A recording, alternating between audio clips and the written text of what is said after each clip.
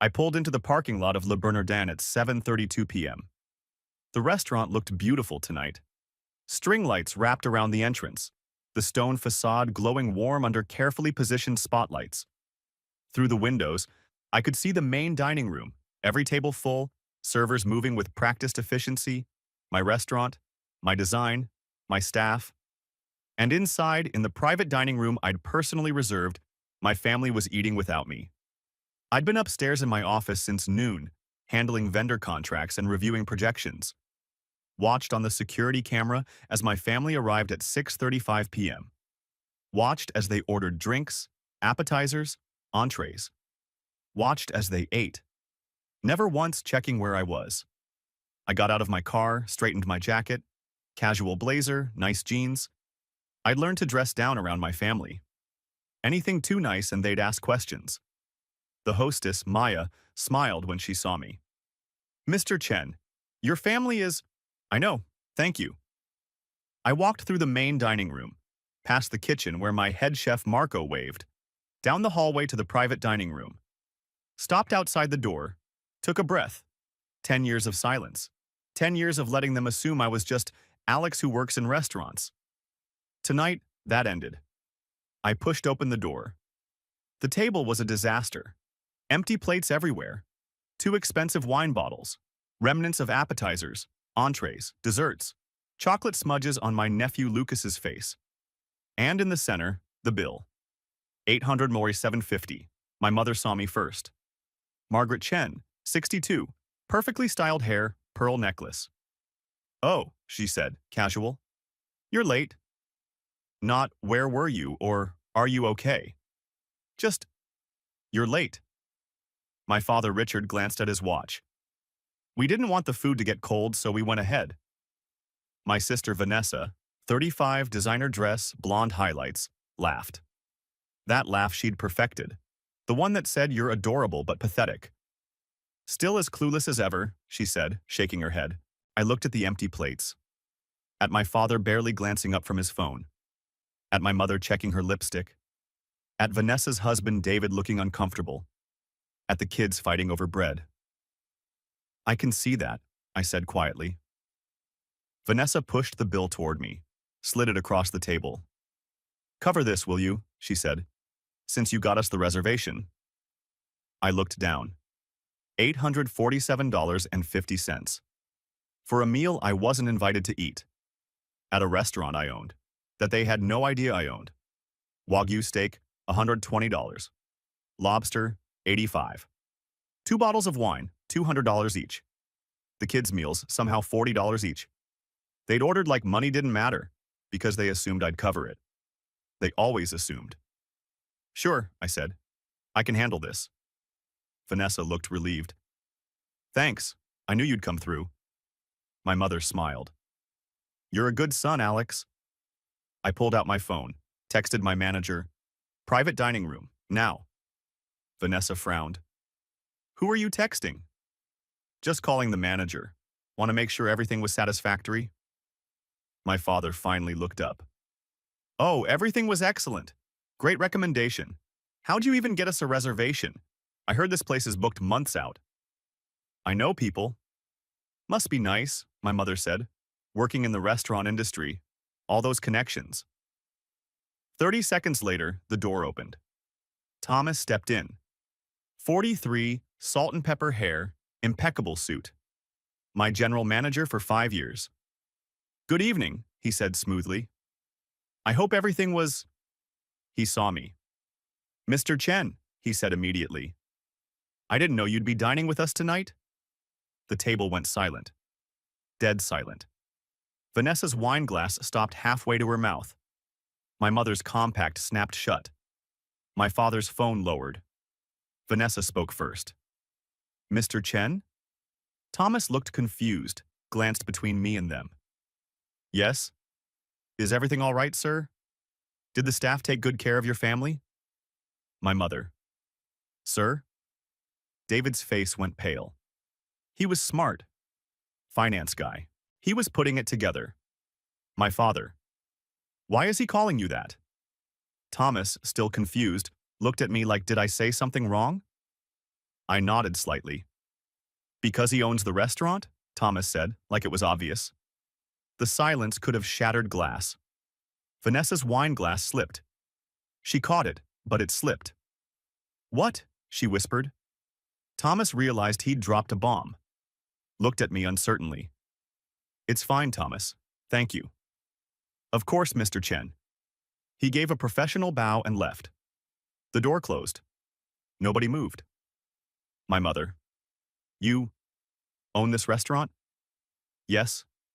My father. But you said you work in restaurants. I do. I own 3 of them. Vanessa grabbed her phone, started typing frantically. I knew what she was doing. Googling Le Bernardin owner. Her face went white. 3 restaurants, she read aloud, voice shaking. Alex Chen, owner of Le Bernardin, Maple and Ash, and the Monarch. She kept reading, quieter. Combined revenue projected at $4.5 million this year. She dropped her phone. $4.5 million? Revenue, I corrected. Not profit, but yes. My mother looked faint. You own 3 restaurants? Yes. And you never told us? You never asked. That landed hard. Vanessa stared at her screen. This article, from Food and Wine. It says you opened your first restaurant at 27. That was 5 years ago. Yep. We've been, for 5 years. Treating me like I was barely scraping by? Yeah. I noticed. My father. Why didn't you say anything? I looked at him. Really looked at him. Because every time I shared good news, it became about what I could do for someone else. So I learned to stay quiet. My mother. We would have been proud. Would you? Or would you have just asked for more free meals? No answer. David, silent until now. The bill. Everyone looked at him. He pointed at the check. $850 at his restaurant that we asked him to pay for. Vanessa's face went red. I picked up the bill again. A meal you ate without me, at my restaurant, that you didn't know was mine. My mother. We didn't know. You didn't know because you don't know me. You know the version you created. Alex who works in restaurants. Alex who can get us deals. My father. That's not fair. When's the last time you asked about my life? My work? Anything besides getting a reservation? Silence. My 9-year-old niece Sophia spoke up, confused. Uncle Alex owns a restaurant? I looked at her. Yes, sweetheart, I own 3. That's cool. Can we come back? Maybe someday. I stood up. Enjoy the rest of your anniversary, I said to my parents. The bill's on the house. My mother. Oh, because I don't want your money. I want you to think about how you've treated me. Every family dinner for 10 years you assumed I'd pay. Never asked if I could afford it. Never thanked me, just assumed. I grabbed my jacket. Where are you going? My father asked. Home. To my life that I've been living without you. Alex, wait. I turned back at the door. You want to know why I didn't tell you? Because you never cared enough to ask. You saw what you wanted to see, and I got tired of trying to be seen. I walked out, through the dining room, past Maya at the hostess stand. Have a good night, Mr. Chen, she said softly. You too, Maya. Outside, cool air, string lights glowing. I got in my car, sat there, pulled out my phone. 7 missed calls already, 12 texts.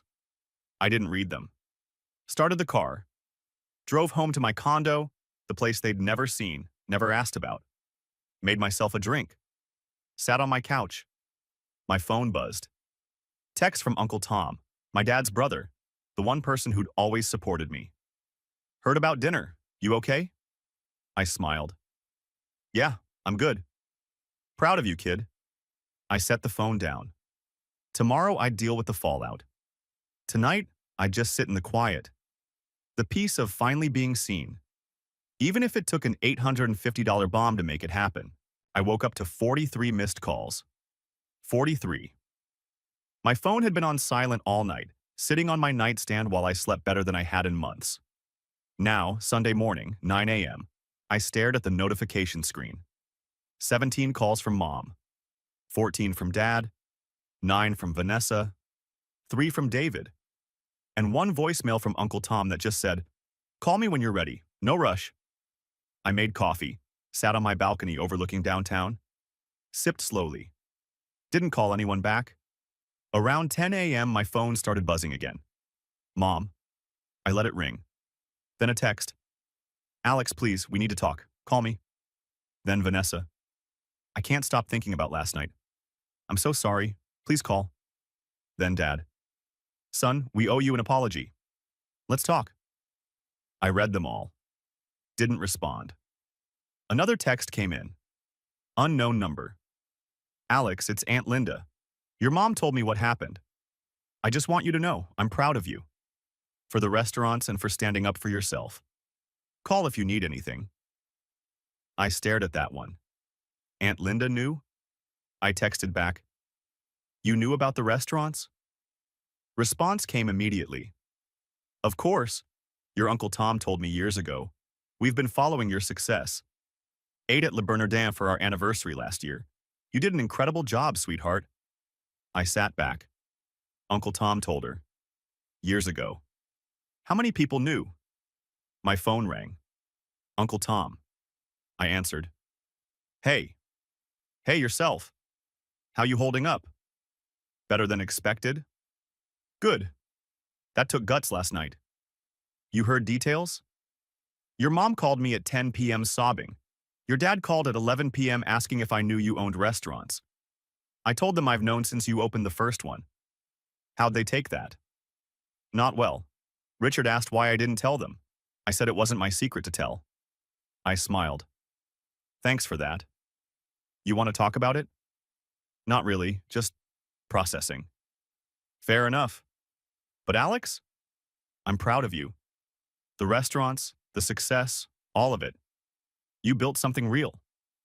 My throat tightened. "Thanks, Uncle Tom. And if you need anything, I mean it. Anything. You call?" "I will." After we hung up, I sat there thinking. Uncle Tom had known for 5 years. Aunt Linda knew. Who else? I opened Facebook. Something I rarely did. Scrolled to my profile. There it was. Posted 3 years ago when Maple and Ash opened.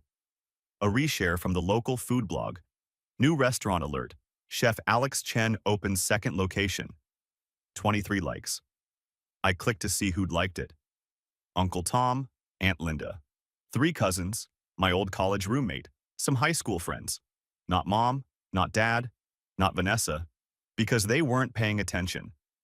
Around noon, someone knocked on my door. I checked the peephole. Vanessa. I considered not answering, but curiosity won. Opened the door. "What do you want?" She looked awful. Red eyes, no makeup, yoga pants, and a hoodie. Not the polished Vanessa from last night. "Can I come in?" I stepped aside. Let her enter. She walked into my living room, looked around.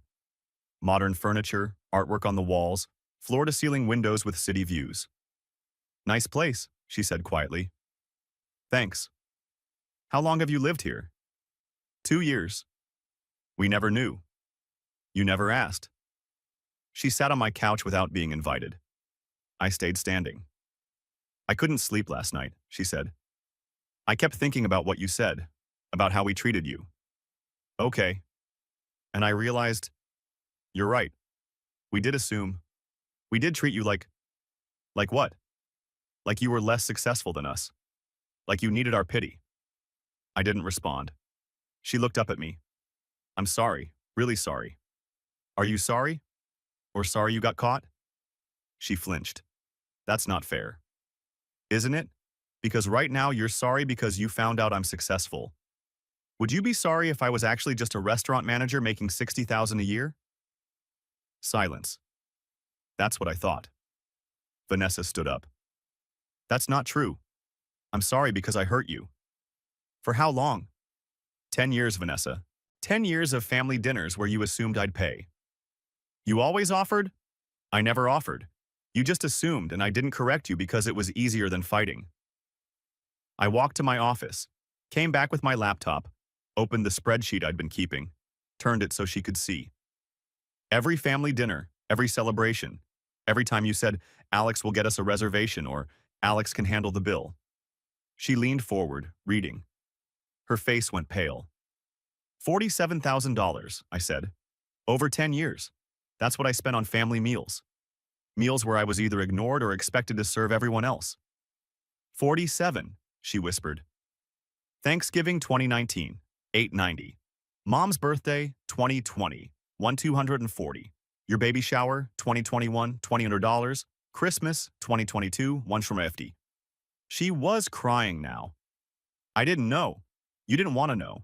It was easier to assume I was doing fine, that I could afford it, that I owed it to you somehow. We never asked you to track. You never asked if I could afford it either. My voice had risen. I took a breath. Calmed down. You know what the worst part is? Not the money. I can afford it. I make over $400,000 a year. The $47,000 didn't hurt financially. Then what? It hurt because you never once said thank you. Never acknowledged what I was doing. Never saw me as anything other than a resource. Vanessa sat down hard, put her head in her hands. I called Mom this morning, she said through tears. Asked her what I do for work, not David. Me. She couldn't answer. I waited. She knew David's firm, his position, his salary range. But me? She said, you help David, don't you? Like I don't have my own identity. Welcome to my world, she looked up. Is that how you felt? Invisible? Every single day. God, Alex, I'm so sorry. I know. What do I do? How do I fix this? I don't know if you can. She stood up, walked to the window, looked out at the city. I'm starting a business, she said suddenly. What? Event planning. I've been thinking about it for months. I'm good at organizing things. I like it. But I never did it because David makes enough money. Because I didn't need to. She turned to face me. But watching you last night, seeing what you built, I realized I've never built anything. Never proved I could do something on my own. I've just existed in David's shadow. In everyone else's shadow. So build something. Without David's money? If you want it to mean something, yeah. She nodded slowly. Okay. We stood there in silence. I should go, she finally said. I walked her to the door. She paused. Can I ask you something? Sure. Why didn't you tell us? Really? I thought about it. Really thought about it. When I made sous chef, I was so excited. Told you guys at Sunday dinner. Within 5 minutes, the conversation shifted to what I could do for everyone else. Get discounts, make reservations, pay for meals. I remember that. That's when I learned. Sharing my success meant it became about everyone else. So when I opened my first restaurant, I kept quiet, protected it, made it mine. And we never noticed. No, you didn't. She left. I went back to my balcony, finished my coffee, now cold. My phone buzzed, text from my cousin Rachel. Saw on Facebook that your mom's been posting about family misunderstandings. Everyone's talking. Just want you to know, we all knew about your restaurants. We're proud of you, and we get why you didn't tell them. I smiled. Then another text. From a number I didn't recognize. Mr. Chen, this is Thomas from Le Bernardin. Your father and mother are in the lobby. They don't have a reservation. They're asking to see you. What should I tell them? I sighed, texted back, tell them I'm in meetings all day. Understood. 5 minutes later, another text from Thomas. Your mother is crying in the lobby. Other guests are noticing. Should I ask them to leave? Professionally, but firmly. Will do. I felt a twinge of guilt. But only a twinge. They'd had 10 years to see me, to ask about my life, to care. One uncomfortable moment in a restaurant lobby wouldn't kill them. Around 4 p.m., my phone rang again. Dad. I let it ring. Voicemail notification appeared. I listened. Alex, it's your father. We came to your restaurant today. They said you were busy. I understand if you don't want to see us right now, but please just Call us back. We need to talk. We need to make this right. His voice cracked at the end. I deleted the message. That evening, I went to check on Maple and Ash, my second restaurant. Sunday dinner service was busy. I walked through the kitchen, checked in with the chef, reviewed reservations, everything running smoothly. I was heading to my car when I saw her. Vanessa, sitting in her SUV across the street. She saw me. Got out. Are you following me? I asked. No. Maybe, I don't know. She looked embarrassed. I needed to see it. Your other restaurant. To understand. Understand what? How much you built that we never knew about. I gestured to the building. Want a tour? Her eyes widened. Really? Come on. I took her inside. After hours, most staff gone. Just the closing crew cleaning up. Showed her the dining room, the kitchen, the wine cellar, the private event space. You designed all this? She asked. Most of it. Worked with an interior designer, but yeah. My vision. It's beautiful. Thanks. We ended up in my office, small space, desk covered in paperwork. She looked at the framed photo on my desk. The grand opening of Maple and Ash. Me cutting the ribbon. Uncle Tom standing next to me, smiling. Uncle Tom was there, she said. He's been to every opening, first customer at all 3 restaurants. Did he invest? In the first one, yeah. Small amount. 10,000. Made it back triple when we turned profitable. Vanessa sat down. Mom called me today. Said she and Dad went to Le Bernardin. That you refused to see them. I was working. Were you? Does it matter? I guess not. She looked around the office. You really built all this. 3 restaurants, millions in revenue, a whole life we knew nothing about. Yes? How does that feel? Honestly? Lonely. I wanted to share it. Wanted you guys to be proud. But I knew the second I told you it would become about what you could get from me. So I kept quiet. And yeah, I succeeded. But I succeeded alone. That's sad. It is. But it was also necessary. My phone buzzed. Text from Uncle Tom.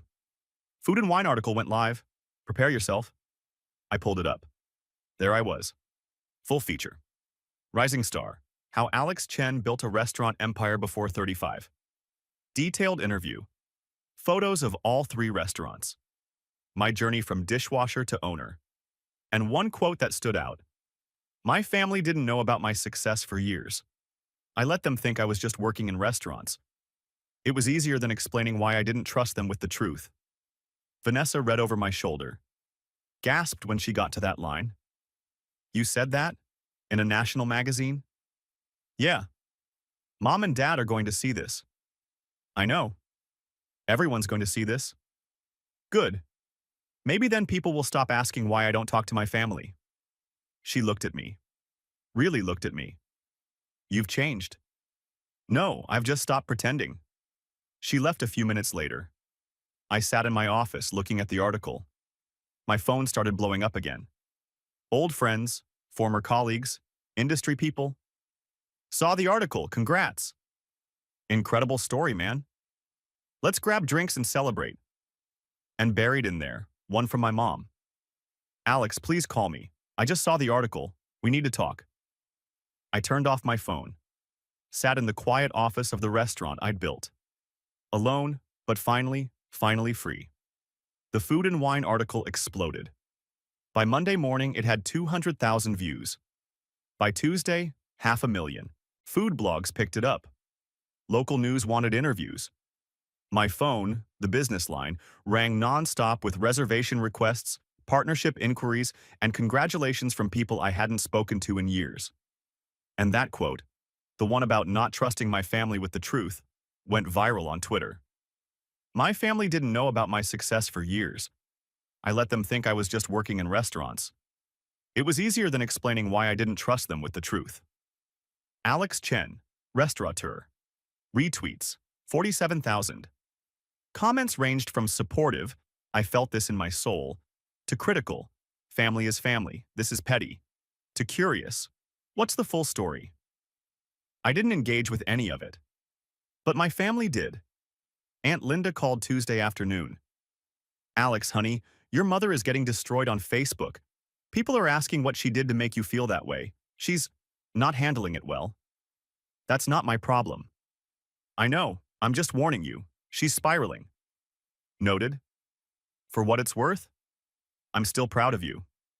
Thanks, Aunt Linda. Wednesday morning, I got a text from David, Vanessa's husband. Can we talk? Just you and me. No Vanessa, no parents. I need to understand something. We met at a coffee shop, neutral territory. David looked tired. Finance guy, usually sharp, but today he looked worn down. Thanks for meeting, he said. What do you want to understand? Why you didn't tell us. I've been going through it in my head, trying to figure out what we missed. And I realized we weren't paying attention, were we? No. He stirred his coffee. Vanessa's been in therapy since Sunday. Did she tell you? No. She's dealing with some stuff about her identity, about how she defines success. The therapist asked her what she does for work. She couldn't answer beyond, I'm David's wife. That's rough. She's been coasting on my income for 6 years. Never built anything herself. Never had to. And seeing what you did. He paused. It broke something open. Good. He looked surprised. Good? Yeah. If it makes her actually build something, create something that's hers, then good. She's capable. She just never had to try. David nodded slowly. Your parents are struggling, Richard especially. He keeps saying he failed as a father. He did.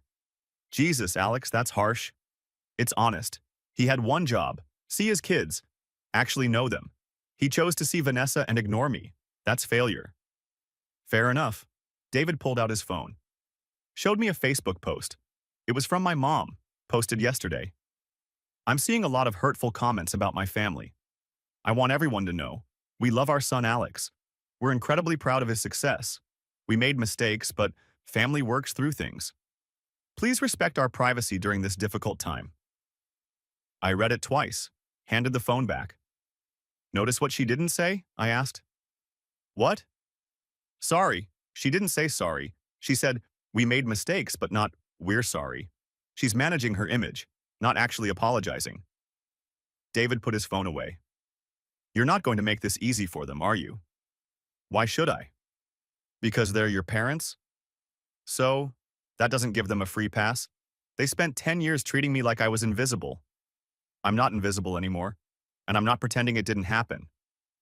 We sat in silence. Vanessa wants to start an event planning business, David said finally. She told me. Without my money, she's serious about it. Then I hope she succeeds. You do? Yeah, I don't hate Vanessa. I'm just done being treated like the family ATM. David laughed, short and bitter. Fair. He left after that. I sat alone, finishing my coffee. My phone buzzed. Email notification. Subject: Partnership Inquiry, Investors Group. I opened it. A venture capital firm wanted to discuss expansion opportunities. They'd seen the article, done research on my restaurants, and wanted to explore funding a fourth location. Potential investment: $2.5 million. I stared at the email. Fourth restaurant. Bigger than the others. Real backing. This could push me into a completely different tier. I forwarded it to my accountant and lawyer with a note. Thoughts? 3 months passed. I stayed busy. Worked on the VC pitch. Expanded Maple and Ash's menu. Hired a new pastry chef at Le Bernardin. My family tried reaching out occasionally. Mom would text every week or so. Thinking of you. Hope you're well. Miss you. I'd read them. Wouldn't respond. Vanessa texted less frequently, but when she did, it was different. Booked my first client today. Small corporate event, but it's a start. Designed a website. Felt good to build something. I'd reply to those. Brief, but I'd reply. Congrats. Website looks good. Small steps. Maybe. Then, in late April, everything changed. I was at Le Bernardin, meeting with wine distributors, when my phone rang. Mom. calling. I almost didn't answer, but something made me pick up. Hello? Alex? Her voice was shaking, crying. It's your father. He's in the hospital. Heart attack. Please come. My stomach dropped. How bad? Bad. They're saying he needs surgery. I don't know what to do. Please, Alex, please come. I hung up, told Thomas I had an emergency, drove to St. Mary's Hospital, found Mom in the ICU waiting room. She looked awful. No makeup, hair a mess, clutching her purse like a lifeline. She saw me, started crying harder. Thank you for coming. Thank you. What happened? He collapsed this morning, at home, chest pains. The ambulance came and she couldn't finish. Vanessa showed up 10 minutes later with David. We all sat together in uncomfortable plastic chairs. A doctor came out. Young, professional, exhausted looking. Family of Richard Chen? We stood. He's stable for now, but he needs bypass surgery, triple bypass. His insurance will cover most of it, but the out-of-pocket cost is significant. How much? David asked. Roughly $85,000. Mom went pale. We don't have that kind of money. The doctor looked sympathetic. We can discuss payment plans, but the surgery needs to happen within the week. His condition is serious. He left us with paperwork. Mom sat down hard. We don't have $85,000. We used most of our retirement savings helping. She trailed off. Helping who? I asked, though I knew. Your sister. When she and David bought their first house. When the kids needed private school tuition. When. She stopped. We've been helping family. We don't have it anymore. Vanessa looked shocked. Mom, you guys gave us that money. You said it was a gift. It was. But we gave more than we should have. And now, I looked at all of them. Mom crying. Vanessa guilty. David uncomfortable. I had $85,000. Could write a check right now. Wouldn't even dent my savings. But should I? After everything they'd done? Everything they hadn't done? I need air, I said. I walked outside, found a bench in the hospital courtyard. Sat down. Called Uncle Tom. Hey kid, you okay? Dad had a heart attack. Needs surgery. 85 grand out of pocket. Jesus, how is he? Stable, but serious. And your mom? Doesn't have the money. Silence on the line. You're calling me because you're deciding whether to pay for it, Uncle Tom said. Yeah. What's your gut say? That I can afford it. That he's still my father. That despite everything, I don't want him to die. But also that they had 10 years to see me, to care, and they only started trying after I became successful. Both things can be true. I know. You want my advice? Please. Pay for the surgery, not because they deserve it, because you'll regret it if you don't. But after, set boundaries. Real ones. Make them earn their way back into your life. You think I should? I think you're a better man than they deserve. But yeah, I think you should. I sat there for a long time after we hung up. Then I went back inside. Mom was still in the waiting room. Vanessa and David had gone to see Dad in the ICU. Only 2 visitors allowed at a time. Mom. She looked up, eyes red. I'll cover the surgery. Alex, you don't have to. I know, I'm choosing to. She started crying again. Thank you so much. But this doesn't fix everything. After Dad recovers, we need to talk, really talk, about everything. She nodded. Okay, whatever you need. I need honesty. I need you to actually see me. Not just when it's convenient. Not just when you need something. I understand. Do you? She looked at me. Really looked at me. I don't know, but I want to try. The surgery happened Friday. 6 hours. Successful. Dad would need months of recovery. Physical therapy. Lifestyle changes. But he'd live. I paid the hospital bill. $85,462. Didn't blink. The hospital billing department looked shocked when I said I'd pay it in full. Most people do payment plans for amounts this large, the woman said. I'm not most people. I got the receipt, emailed it to my accountant for tax purposes, filed it away. Dad woke up Sunday afternoon, still groggy but stable. Mom called me. He's asking for you. I went to the hospital, walked into his room. He looked small in the hospital bed. Weak. Old. This man who'd always seemed so strong, so sure of himself. Alex, he said, voice raspy. Your mother told me about the surgery, the money. Yeah. I don't know how to thank you. You can start by being honest with me. He nodded, tears in his eyes. I failed you. As a father. I saw Vanessa because her success was obvious. Visible. But you? He paused. You were building something real, something lasting, and I missed it. I was too proud to look. Yes? I'm sorry, son. I'm so sorry. First time he'd actually said it. Not, we made mistakes. Not, things were complicated.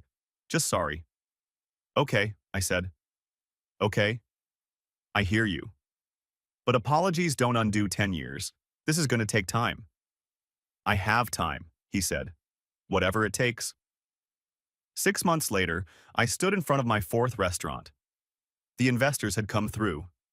The build-out had taken 4 months.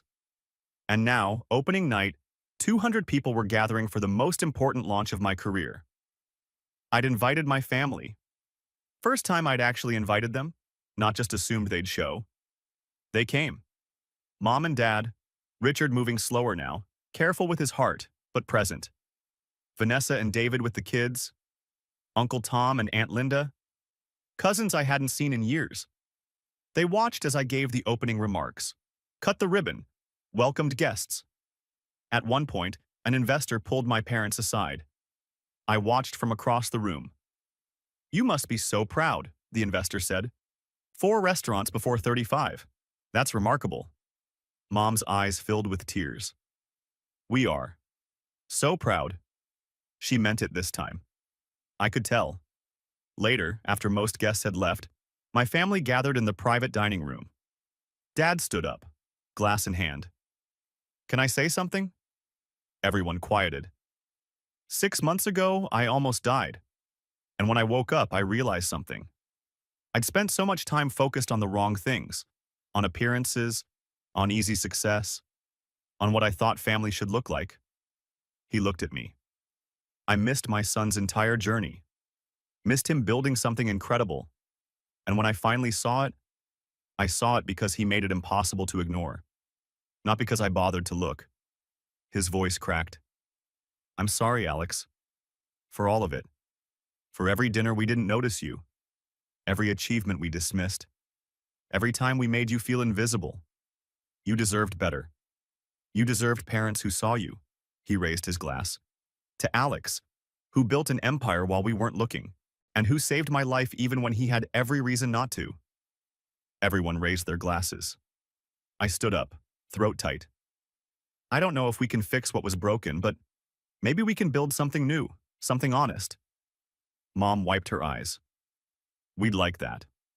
Vanessa stood. Can I say something? I nodded. I booked my first major client last week, a wedding for 200 people. It's the biggest event I've ever planned. That's great, Vanessa. I wanted you to know because watching you build this made me realize I'd never built anything. So thank you for showing me what that looks like. We drank, not to what we were, but to what we might become. Later, I stood outside the restaurant. Uncle Tom joined me. Hell of a night, he said. Yeah. You did good, kid. The restaurant, the family stuff. All of it. We'll see. You don't trust them yet. No, but maybe someday. That's all anyone can ask. I looked at the restaurant behind me. My name on the sign. My vision in every detail. Built it alone. But maybe, just maybe, I wouldn't have to stay alone. Ready to go back in? Tom asked. Yeah, let's go. We walked back inside. To family. Complicated, messy, imperfect family. But trying. finally trying. And for now, that was enough. 1 year after Dad's heart attack, I stood in my kitchen making breakfast when my phone rang. Vanessa. 7 a.m. on a Saturday. Is everything okay? I answered. Yeah, sorry, I know it's early, I landed it. The Morrison account. The tech company? Their annual conference, 500 attendees, 3-day event. It's the biggest contract I've ever gotten. I could hear the excitement in her voice. Real excitement. Not the borrowed kind that came from David's achievements. That's amazing, Vanessa. Congratulations.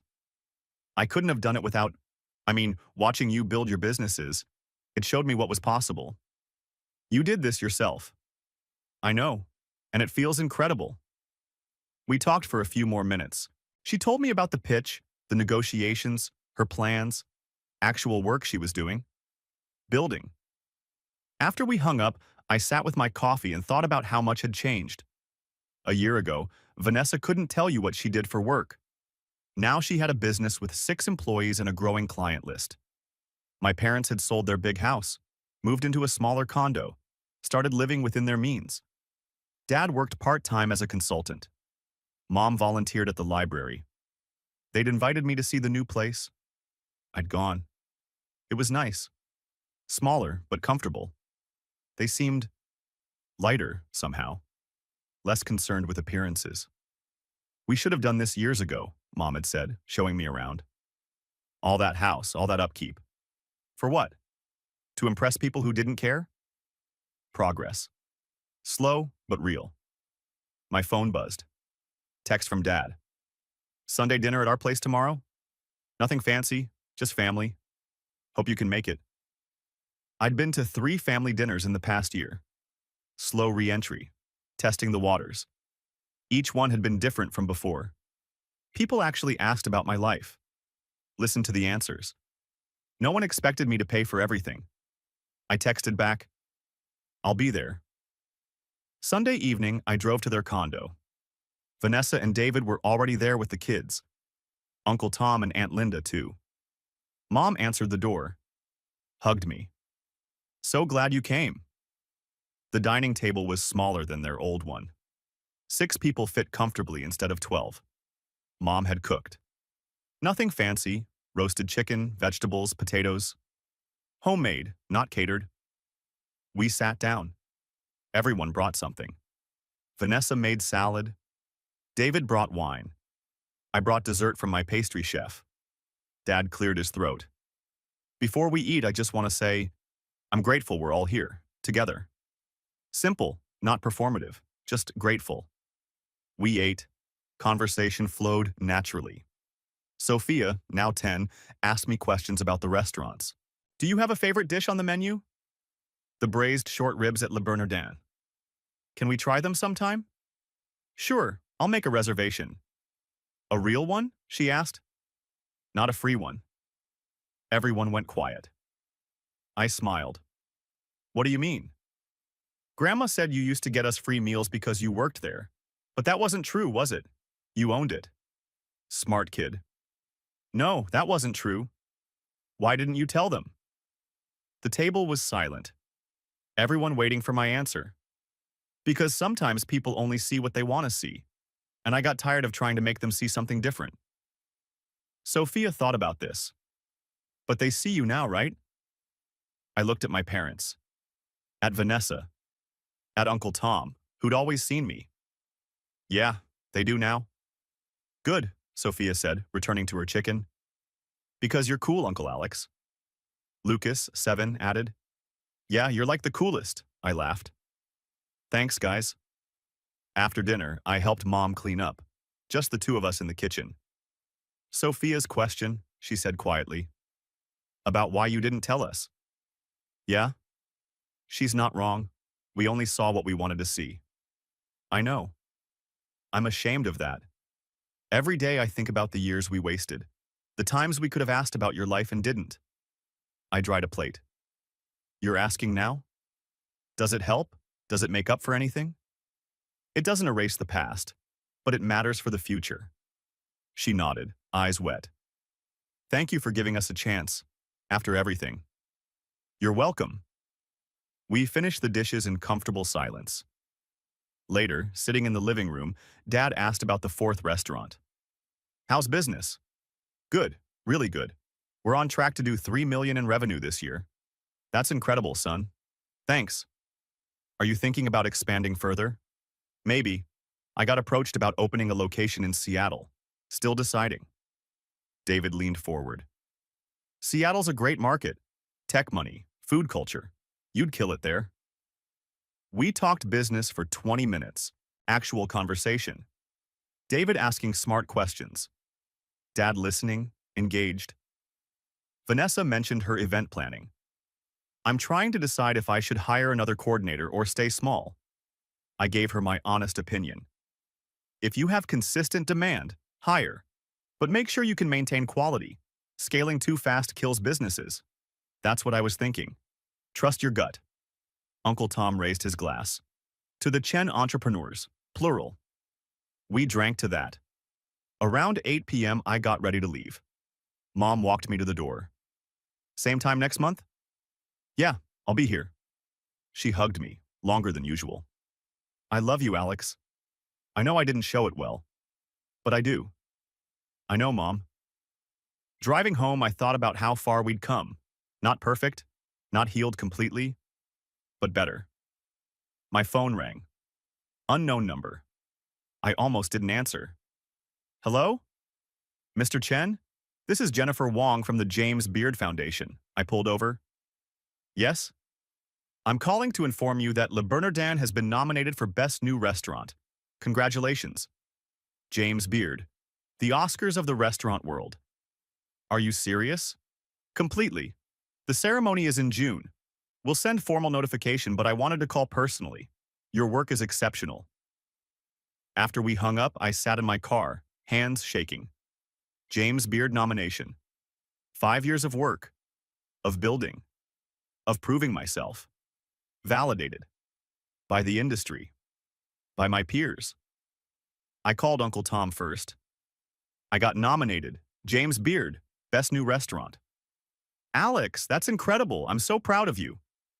Thanks, Tom, for everything. For believing in me when no one else did. You did the work, kid. I just showed up. Showing up mattered. Next, I called my parents. Mom answered. Alex, did you forget something? No, I just got news. Le Bernardin got nominated for a James Beard Award. She screamed. Actually screamed. Richard, Alex got a James Beard nomination. I heard scrambling. Dad got on the phone, breathless. Is this real? Yeah, Dad, it's real. My God, son, I don't even have words. I'm so proud of you. And this time, when he said it, I believed him. I called Vanessa last. Holy crap, she yelled when I told her. Alex, that's huge. I know. We're coming to the ceremony, right? We're all coming? I paused. Thought about it. A year ago, I wouldn't have invited them. Wouldn't have wanted them there. Now? Yeah, you're all coming. I'm buying a new dress. This is amazing. 3 months later, June, New York City. The James Beard ceremony. I sat at a table with my family. Mom and Dad, dressed up, nervous. Vanessa in a stunning blue dress. David in a tux. Uncle Tom and Aunt Linda. My staff was there too. Thomas, Marco, my managers, the people who'd helped build this. When they called the category, my heart pounded. And the James Beard Award for Best New Restaurant goes to... They read the nominees. Le Bernardin. 3 others. Le Bernardin, Alex Chen.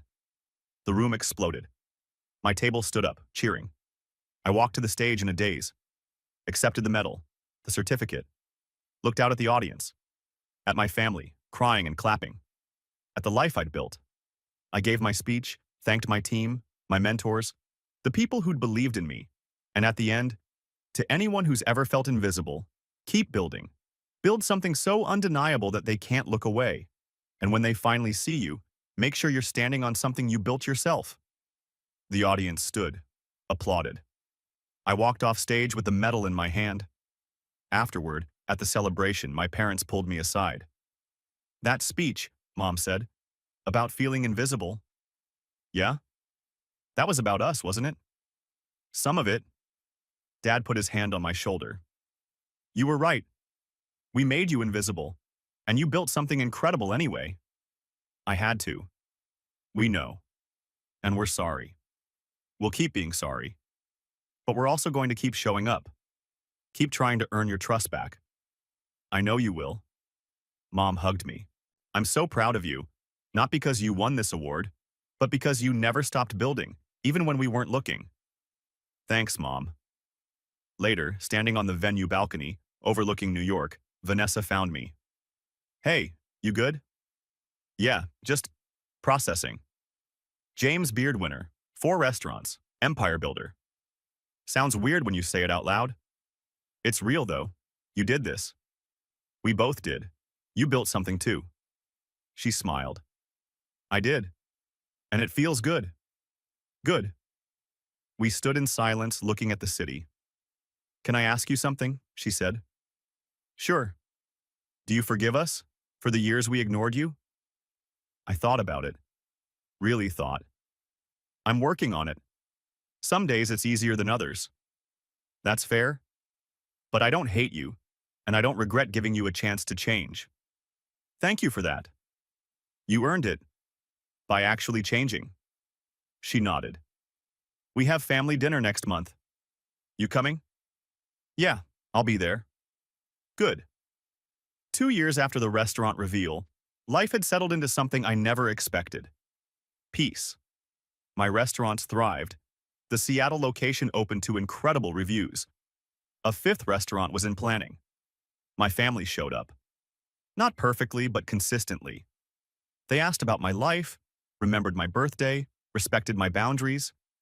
Vanessa's business grew. She hired 10 employees, landed contracts with major corporations, built something she was genuinely proud of.